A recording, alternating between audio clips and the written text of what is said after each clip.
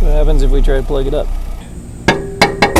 320, 325. We're gonna do the sensor voltage and... Whoa, it worked. Now look at that dark spot in the middle.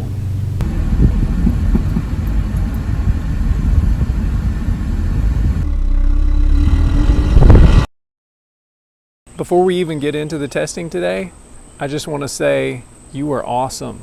There are a bunch of you with a wealth of wisdom and experience out there, and you contribute a ton of good information in the comments. Whether it be advice and suggestions, tips and techniques, personal anecdotes, even warnings and corrections. I try to read every single comment and I appreciate them all. And though I'm not able to use everyone's suggestions in the videos, please know that they're all being considered, and in one way or another they have influence on this content.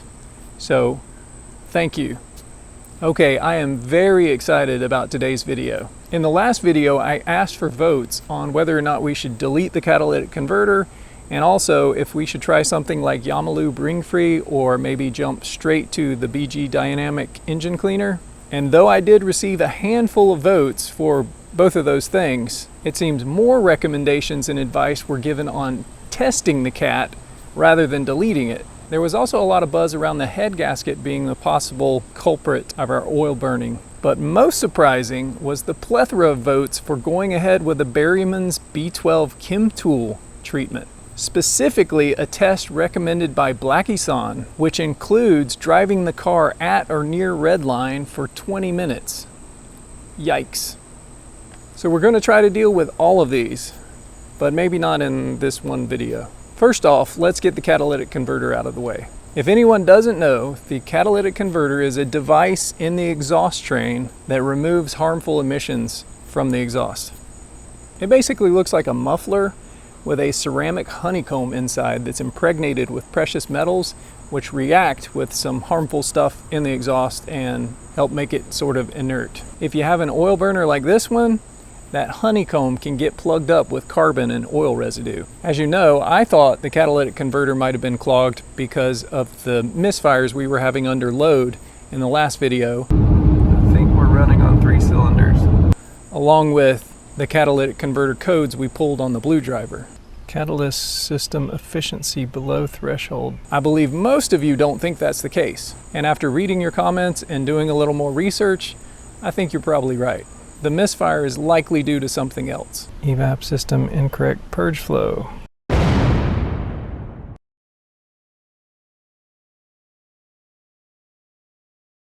Can a purge valve cause misfire? So kind of yes. A purge valve is most likely to cause a misfire if you have a vacuum leak due to it being stuck open. Now some mention spark plugs, but if you've been following along, you'll know that the spark plugs in this car are almost brand new Denso Iridium straight from the Toyota dealership.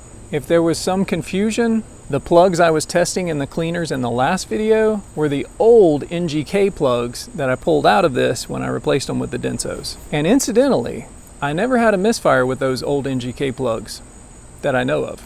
But back to the cat. Let's make sure it's not clogged. We'll start with the simplest and easiest tests. First thing we're gonna do is just crank the car and go feel the exhaust flow. Now to me, that feels like it's actually flowing pretty good. That's what happens if we try to plug it up.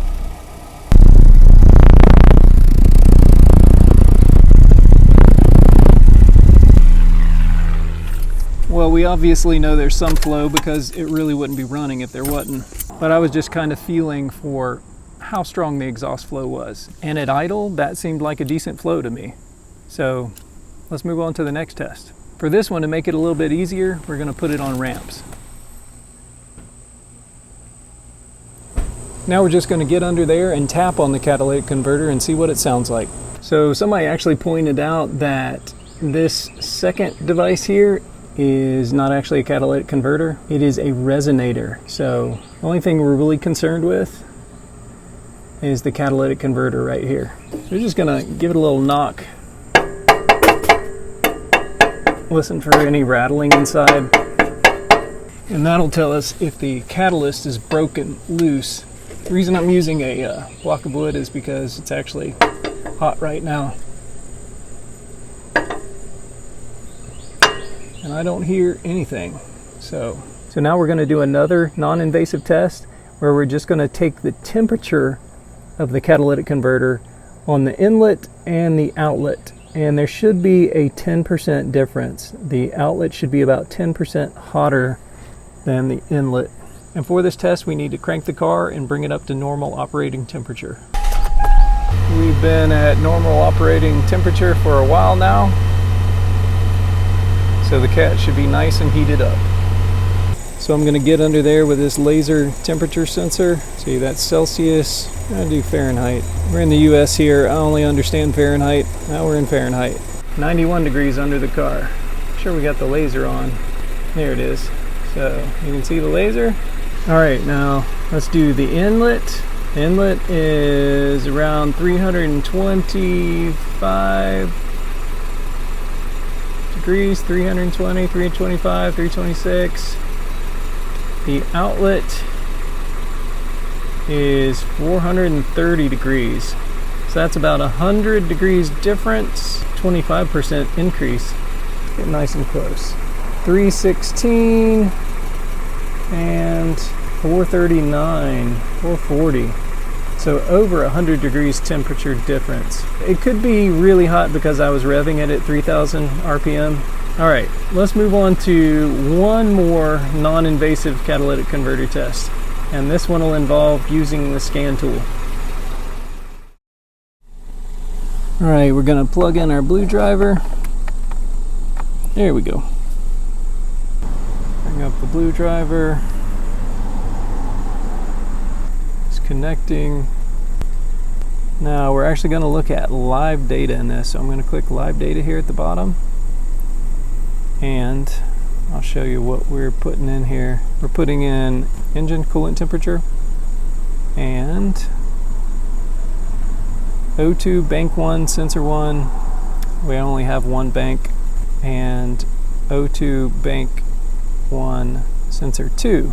So we're going to do the sensor voltage and the short-term fuel trim on both of those. And go back to our live data. All right. You can see the engine is almost at 200 degrees Fahrenheit right now. That's definitely normal operating temperature. Our short-term fuel trim is running at 6.2, 8.6. I looked it up, and supposedly anything less than 10% fluctuation, positive to negative, is okay. So, I mean, that's all right. Obviously, the smaller the number, the better. But here's what we really want to look at, the sensor voltage. So the top one is sensor 1 voltage and the bottom one is sensor 2 voltage. The top one should fluctuate. The top one is the pre-cat O2 sensor, so it is sniffing the exhaust before the catalytic converter, and it should actually be making this nice wave going up and down, rich lean, rich lean. I don't know all the details of that. I'm sure some of you out there do. And then the second one, the one on the bottom, is the oxygen sensor that is after the catalytic converter, and it's sniffing the exhaust after it comes through there. And it should be a fairly level line, which at the moment it is, but I actually just tested this a minute ago and it was bouncing all over the place. So when the car was at about 180 degrees, it was bouncing all over the place. The voltage looks like it's hovering around 0.700. It's going in the 600s and the 700s back and forth. And it really should maintain about 0.450 volts, so about a half a volt. And it is fluctuating a little bit. So what this tells us, I guess, and correct me in the comments, is our catalytic converter is kind of working and kind of not working. It's definitely failing. It's not doing everything it should, but it's probably not clogged up.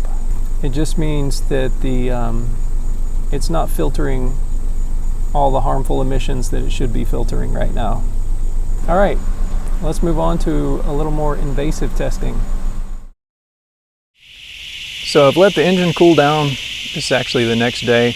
And the first test I want to do is send a scope into the exhaust and put light in from one side of the cat and see if we can see with the scope any light coming through the honeycomb of the cat. This was suggested by a viewer, and we're going to remove the second oxygen sensor, the downstream oxygen sensor, and see what we can see.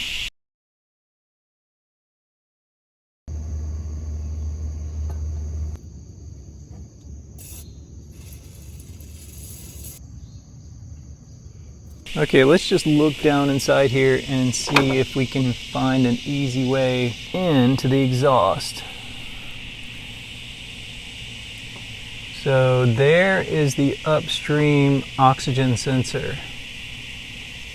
Can we remove the exhaust down there? I'm actually going to have to look at this footage after the fact. I've got my hand way down in here with the camera, but I can't actually see what I'm looking at. I guess I could have used the scope, but hopefully I'm pointing this in the right direction.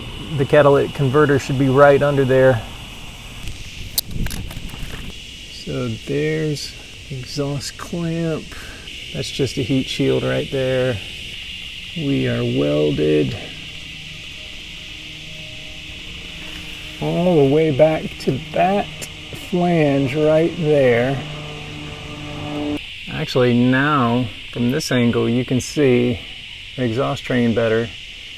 There's that resonator. Here's the catalytic converter. And it goes up to that flange up there with the springs on it. And the O2 sensor is right in there. It's hard to see from the bottom, but it's right there. Let's see if I can get that oxygen sensor loose. I'm seeing this clamp right here. Is this just a clamp, or is there a weld under there? Maybe I can take this loose. I might be clamping that together. Let's try that. If we can take this loose and that O2 sensor out of the port, then we can probably see through the catalytic converter. Alright, so I'm going to go ahead and try to remove this. I'm going to be using an impact driver and socket there, and obviously these aren't impact type sockets, so I'm going to wear some safety glasses in case it explodes. Ooh, man, that's loud. And this is a 6-point, by the way. Maybe I'll spray that with some lubricant first. Well, my can of PB blaster no longer works, so we'll see what WD-40 does. In the meantime, let's see if we can remove that oxygen sensor so that we can either stick a scope in there or stick a light in there, depending on if this even works.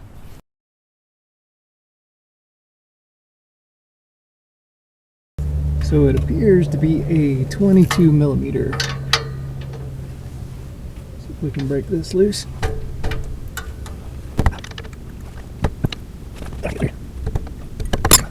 Might have to go get my breaker bar, or maybe preferably a cheater.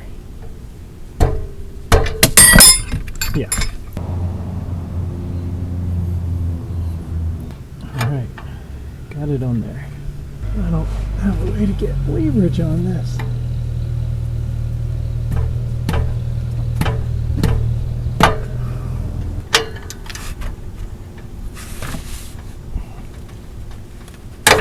Ooh, did we do something? Or did we break something?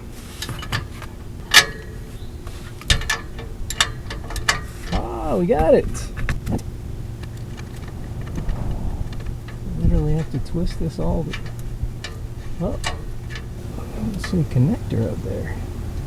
I'll have to remove that boot to disconnect it. See if we can just keep going for a little bit. Just enough to get it out.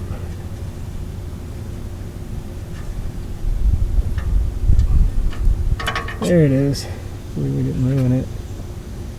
That looks a little sooty. Alright, now back to this. And put some earplugs in this time. My glasses back on. Whoa, it worked. Well, there you go, WD-40. And about 10 minutes at the most.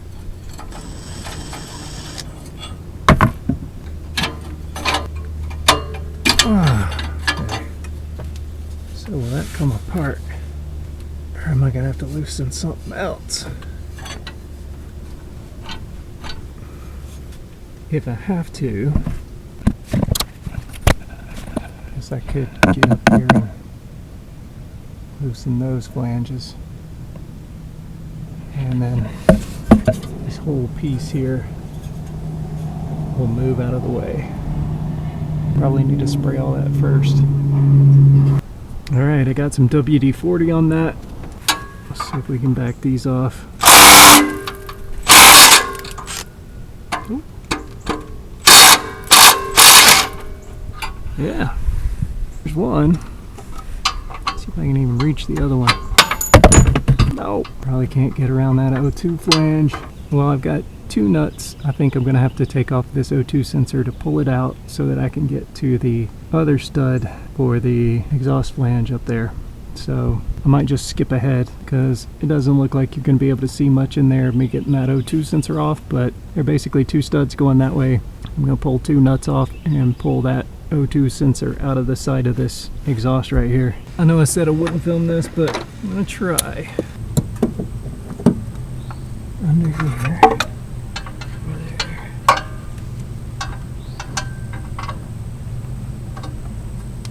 There we go. Turn it. Oh yeah. Try the other nut before I get this one too far.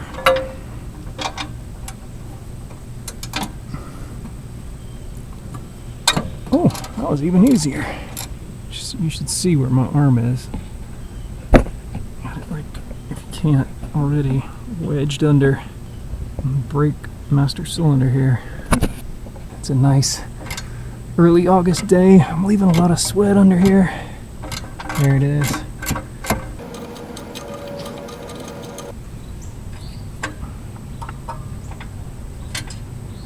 Go. Here comes the sensor. Get it out of the way here. Now let's see if we can get to that exhaust flange bolt. There is the bolt we need to get to. Let's see if we can do it.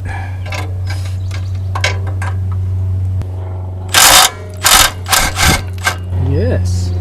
That gave us enough leeway to decouple this. Come on. How far in there do you go? Oh no, don't tell me you go that far. Oh, there we go. Oh, no wonder I just detached the whole thing. Alright, well, I think now we can see inside catalytic converter. Hopefully you can hear me. I'm talking right into this little action cam rather than using the mic. Let's go get the scope and see what we can see. Here's the top of this thing.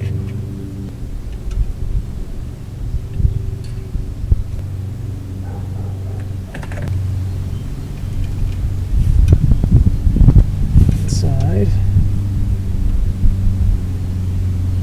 there is the ceramic mesh, or the ceramic honeycomb. Now look at that dark spot in the middle. I'm going to move it around and that dark spot stays kind of central.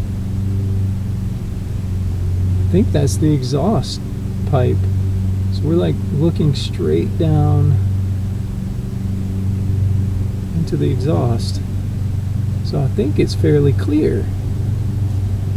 Alright, let's see if we can stick a light in this end and view through the other end. Take this little flashlight, turn it on, stick it in the hole there. Alright, now let's go around with the viewer and stick it in the O2 bung over there. See if we can get it in there. There we go. And let's turn this light off on the scope and see if we can see light coming through.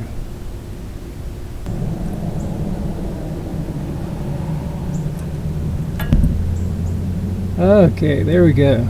Look at that. So I'm shining my flashlight through the catalytic converter right now, and we can see it is clear. So the cat is not restricted. That is bright. Yep. All right. Well, let's move on to something else.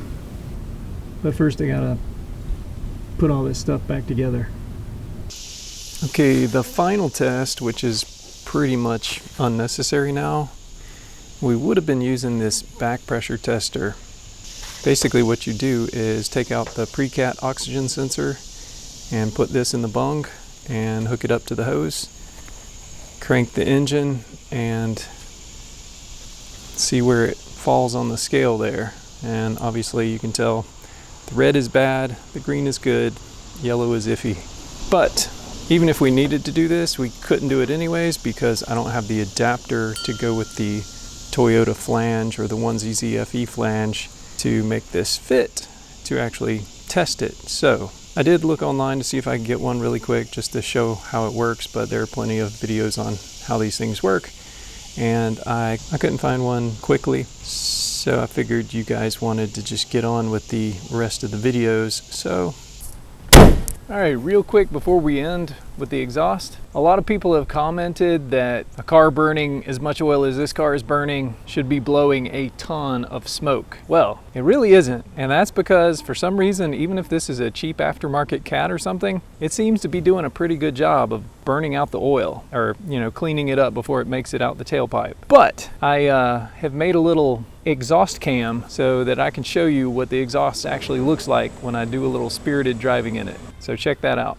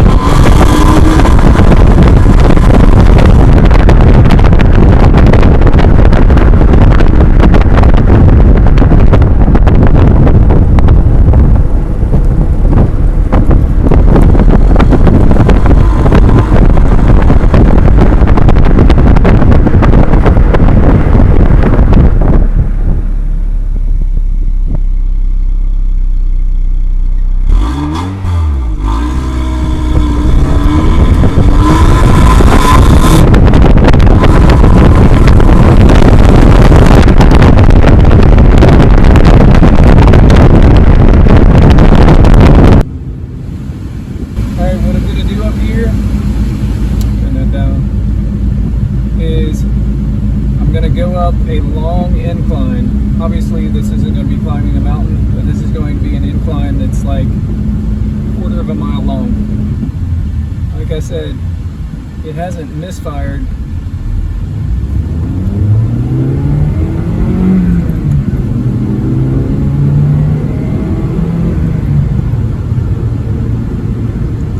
Since I came down from the mountain.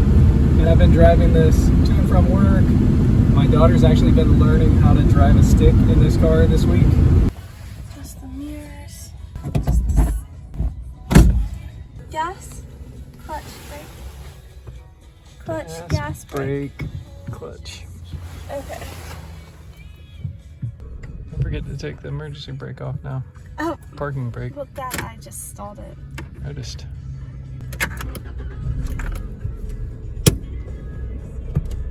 Okay. This is the gas, right? The middle one's the brake. The little one on the right is the gas. Oh. Oh!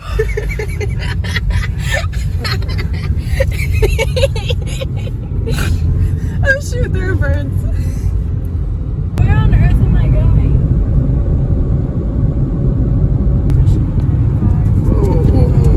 Oh, Dad, that scared me. Come on, baby, slow down.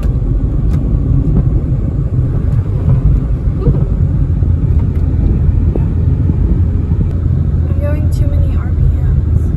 Go ahead, ease on the brake. Well, that's scary. Okay, now. There you go. Second.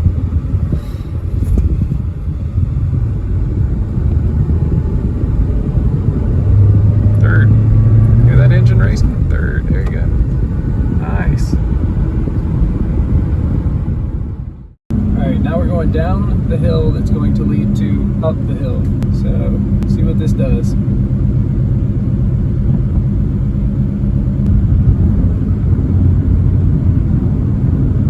Starting the ascent now. I'm in fourth gear, 35 miles an hour, 1500 RPM.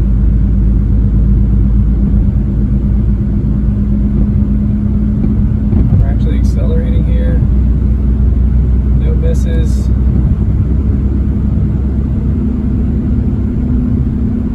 Coming to a stop sign. I don't know.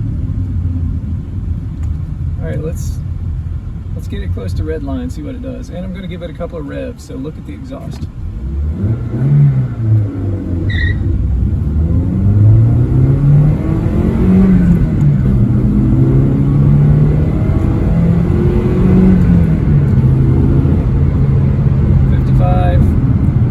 And a 35, so we'll slow down.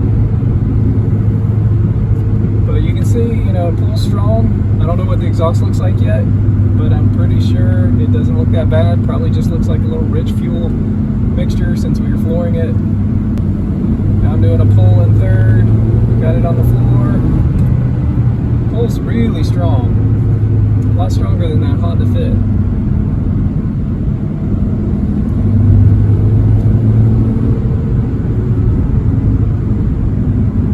It really runs good. I like the way it sounds, I like the way it shifts and drives. Well, third gear is a little sticky, actually. It likes to grind, even though the transmission was just rebuilt. Let's turn around.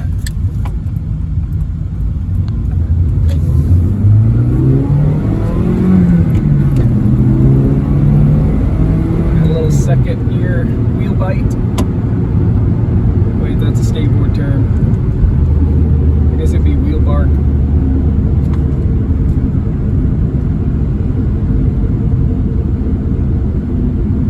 I like it. You know, it's a great car. I mean, I'm a utilitarian guy.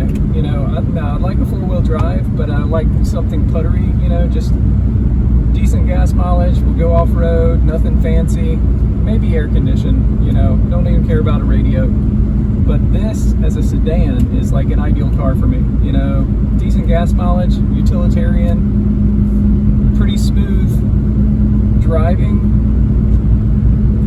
I think it's pretty soft suspension for a small car. I like the way everything's laid out and fits. There's no adjustment on the steering wheel, but yet I can see everything perfectly, and the steering wheel seems to be in the right place for me. Shifter is nice. I like the shape of the shifter. This reminds me of a Mercury Lynx I learned how to drive a manual in. It had a nice grip-shaped shifter in it. Relatively short throw.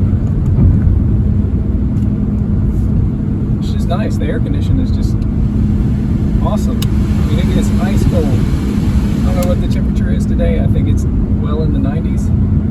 But it's a great car. I know a lot of people think that car, but if we can get this thing going and not burning oil, I'd like to fix all the little things that are wrong with it, and this will be my until the wheels fall off car. Alright, we're doing this quarter-mile incline on the way back. We're in 4th gear, we're accelerating, almost up to 2,000, 40 miles an hour.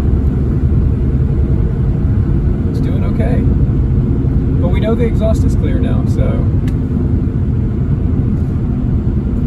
there should be no exhaust restrictions.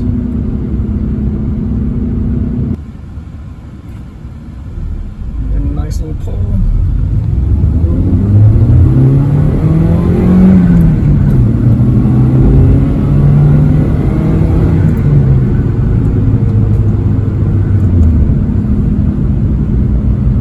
Great little car.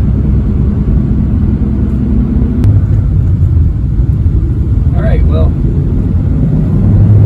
push,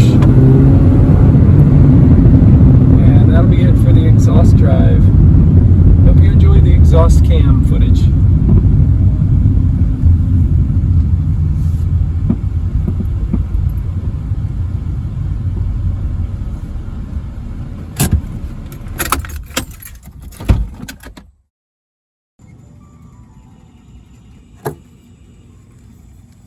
I have tons of home improvement stuff that I haven't posted yet, but I like to make sure I'm getting some Corolla videos out there because I want to keep you guys happy. I know a lot of you, most of you watching this, are here just for the Corolla videos. So tell you what I'm going to do for you. I'm going to hold off on any more home improvement videos until I get 3 videos done. This one you're watching, a leak down test really quick, and then we'll do the Berryman's B12 Chem Tool experiment. Sorry, there was an ant crawling up my leg, and we'll see what happens after that. Anyway, if you enjoyed the video or found it helpful in some way, please consider hitting the like button. And as always, thanks for watching, and I hope to see y'all in the next one.